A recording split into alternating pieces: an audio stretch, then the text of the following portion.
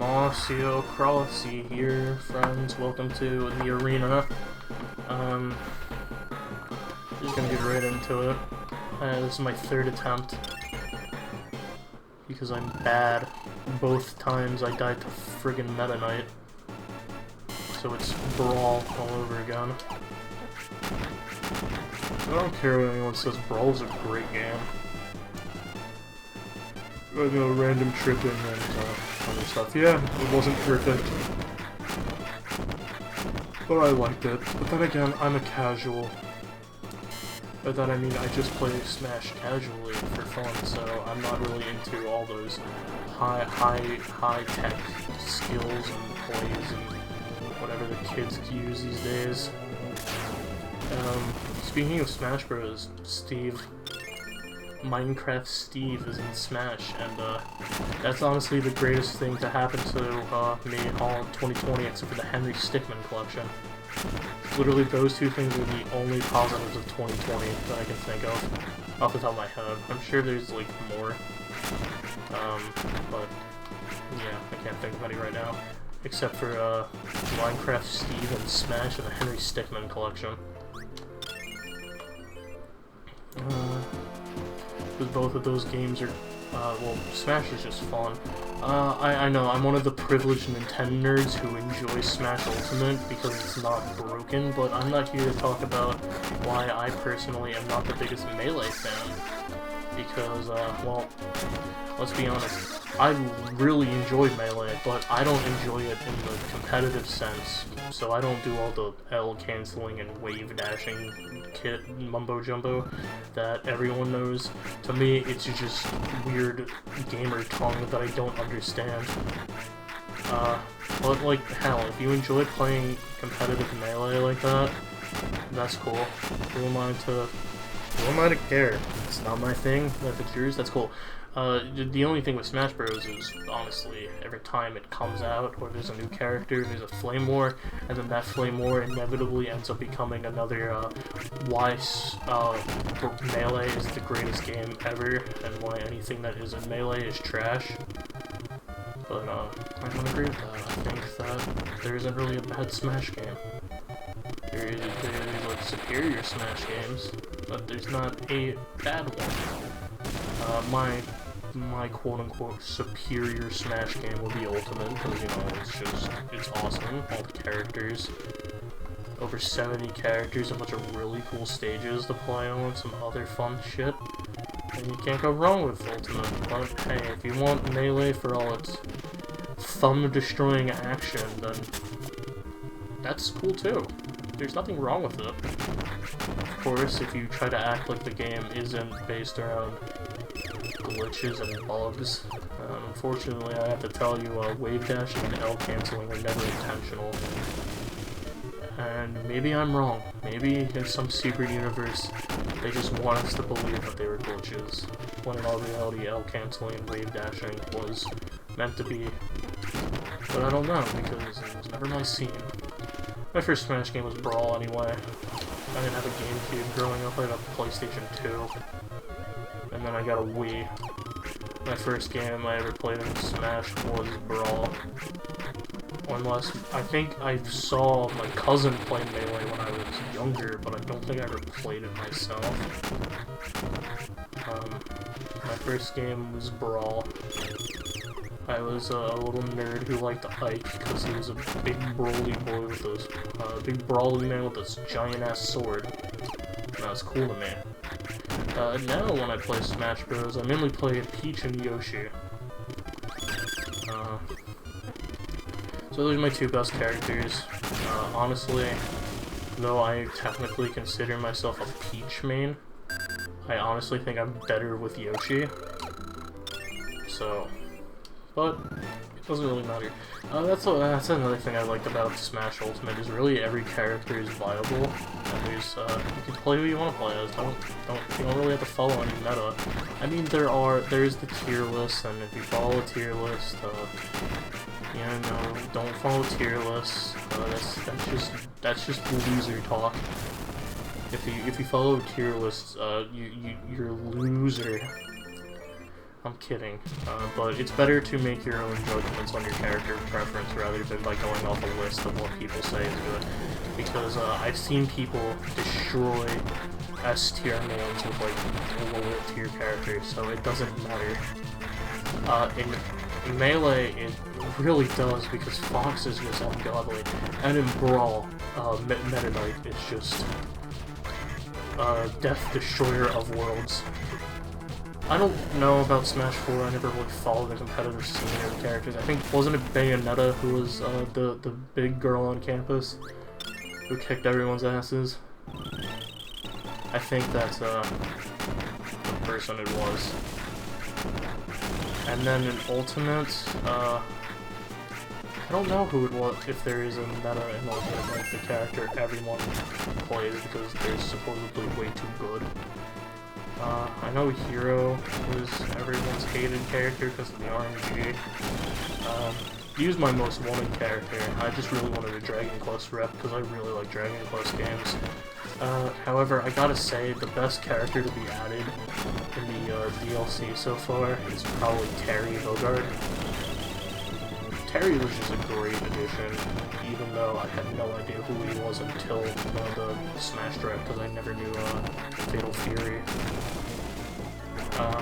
But he's been a great character to have in the game. Oh dear god.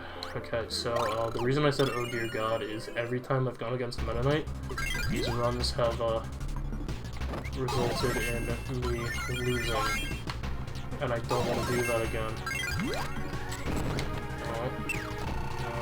No. I'm hitting all the wrong buttons again because I want to keep yo-yo. Because, you have to grab the sword to initiate the fight. You can't, just keep your copy ability at the standby. Which kinda sucks, honestly, if you ask me. But, I get it. It's because it makes sense for, like, Revenge of Meta Knight, but it would be kinda cool if, like, in the arena, you could just keep your ability instead of having to trade it out. Oh my god, we actually beat Meta Knight. I don't know why, but when I was recording this, every try I've done so far, I just got my ass kicked by Meta Knight. Yeah, just like Brawl, and that's why we were talking Smash Bros. Because I really enjoy Smash Bros, you know. It's a fun game. I enjoy playing with my friends. I don't do anything except play with friends or go against AI. I mean, I can't tell you anything about, like, hardcore, like, good Smash plays, because I still struggle against level 9 AI. So, if I can't beat a, if I still have struggle beating the level 9 AI, which should be in case any of you don't know, it's the, highest level, then how am I going to make judgments on, the real deals? I just like playing the game. I don't want to make it competitive. The only game I've really ever played competitively was Rainbow Six Siege when I was younger. So I wanted to be one of those cool diamonds.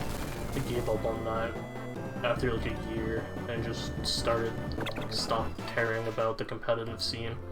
And now I don't play that game at all because I really don't like how it's turned out with a lot of the unnecessary map reworks and character reworks. They just felt like they were doing it for the sake of reworking. And a lot of the new characters are just like, they're nothing interesting to me, so I don't really have any reason to go back. Especially, like, my seal deal for both me and one of my great friends was the fact that, Thatcher's EMPs no longer shut things down, which is the dumbest thing ever. Now, one thing that's funny about Waddle Dee here as a boss is that you can actually just drop your copy ability, inhale him, and then either spit him out or swallow him, and he just dies in one hit. You don't actually need to fight him with anything, which is pretty funny, but I was gonna do it. Because, honestly, I didn't want to just do it. You have to redo the Meta Knight thing, make a copy ally, hit him with the, do the funny way to kill him, and then just leave. It would be much too much of a hassle. If I sound a little monotone today, I mean, that's kind of usual for my channel because I have the ability of expression of dying anything, really, whenever the camera's on, because I really don't know what to talk about. You think it'd just be easy to turn the camera and talk through yourself for 18 minutes straight. It's not. I try to make my commentary as engaging or as fun as possible for commentary, because like I don't want to just sit here not saying anything for like 4 hours. Like honestly, I think that would be boring if I didn't speak at all, or just like had long moments of pauses. Like in some of my earlier videos, I would have just long moments of pauses, and honestly, it was like rewatching the videos to just see how they came out. It was like the most uncomfortable shit, just being like one sentence followed by an ungodly amount of silence. So I try to keep conversations going. Like I said, these videos are just kind of for fun, so I just play the game and talk while playing it. And that's why I stopped some other series that I was doing, because I just wasn't having fun with them, and talking through them was a pain in the ass, so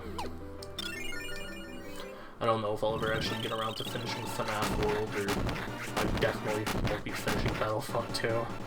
That was a bad idea on my part. As much as I love Battlefront 2, I should have known that I would have never actually got around to finishing Rise of the Empire. I've never actually finished it. I got to the final level, and it kept kicking my ass. And then I was like, alright, well I'm done for today, I'll go back to it tomorrow, and I just completely forgot to ever go back to it. So yeah, I've never even finished it. But, hey, I am dead set on finishing Kirby, and by that I mean I plan on finishing every mode at least once. I do not plan on doing every helper and helper to hero, which is a game mode that comes up later. We'll get to that when it happens. But I really do not plan on doing helper to hero, every helper. I'll probably just do Gim, show off the game mode, finish it, and then be done. Because I don't have any will to just be like, well, I'll do the exact same game mode with every copy ability just to get that true 100% and record every single time. Because if I was a better editor, maybe I'd do like a funny compilations of the best moments and fails of the Helper the Hero runs. But unfortunately, I'm just not that good of an editor, and I really don't want to bother doing every single helper, because there's some helper abilities I just really don't enjoy, and I don't want to have to go through that just because I want a little gold medal near the character's name. And that would be cool and all, but I can't bring myself to do it. I don't think there's anything that comes out of doing it except just completion marks. But maybe if there is, I'll do it off camera and then do the final one for on camera. Because honestly, I don't want to record episodes of every single helper to hero, because that would just be way too goddamn long. And I really don't want that. I'm glad I decided to use one of my 2 maximum tomatoes on Wham Bam Rock, because despite every time I fought this dude, he still caused me trouble in any way he can. So, yeah, I definitely would have done. Oh my god. No, I don't. No. Stop it. Thank god.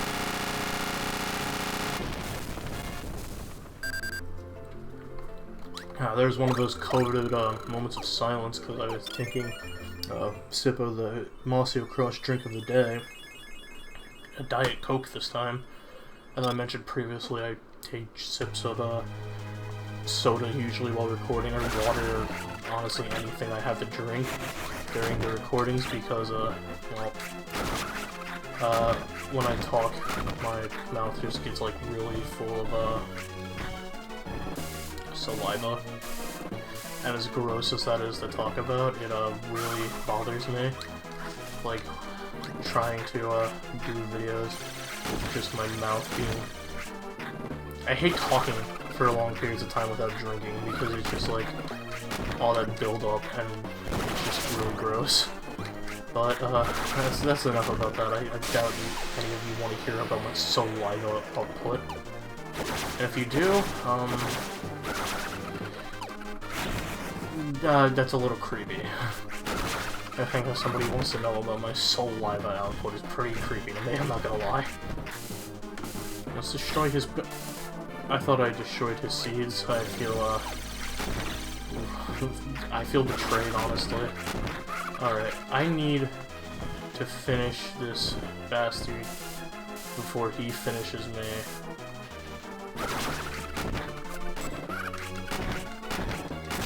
There we go. Alright. Hell yeah. And that's the true arena. We did it in 13 minutes, 50 seconds, 70 other seconds, milliseconds. I don't even know what you consider those. And now we got Helper the Hero. And we can now play the nostalgic Megaton Punch. Which, you know what, we will do this episode now that we unlocked it. I'm just gonna go to level 3 right off the bat just to show it off. It's all timing. This was in the original Kirby Superstar, so this was one of the minigames. I don't know if I don't think the other minigames were in there, so it's cool to just show this off. Pretty much, it's all about button timing. And also causing the planet of Dreamland to rupture and potentially die. You psychotic pink blob. It's pretty cool that, oh, damn. Well, we lost.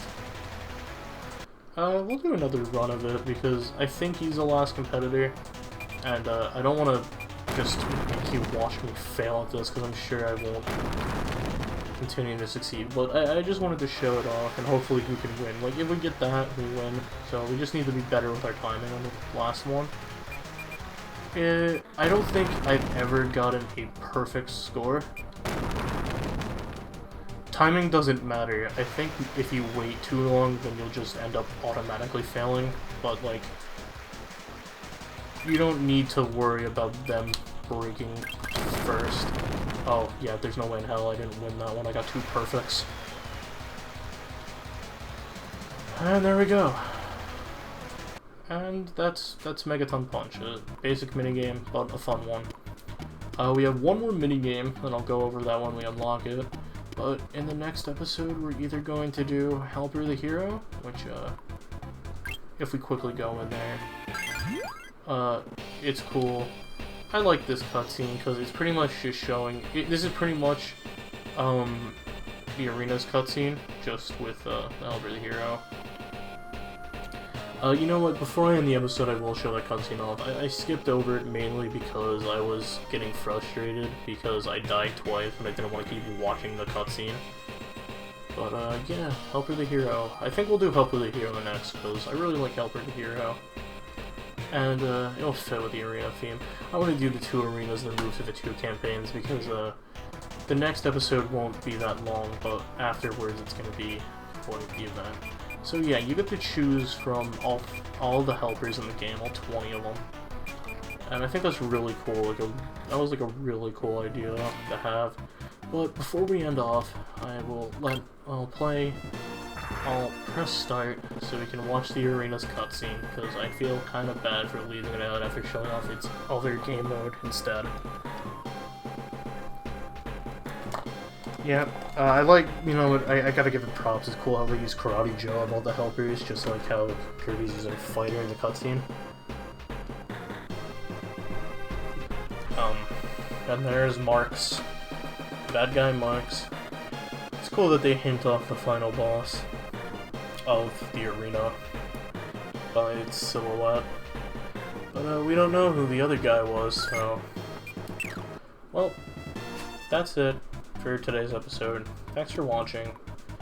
If you're wondering why Revenge of the King has a high score already, we'll get into that later. But Thanks for watching. In the next episode, we'll probably take on Helper the Hero, and if I change my mind, then Revenge of the King. Thanks for watching. I'm Mossy. See you later.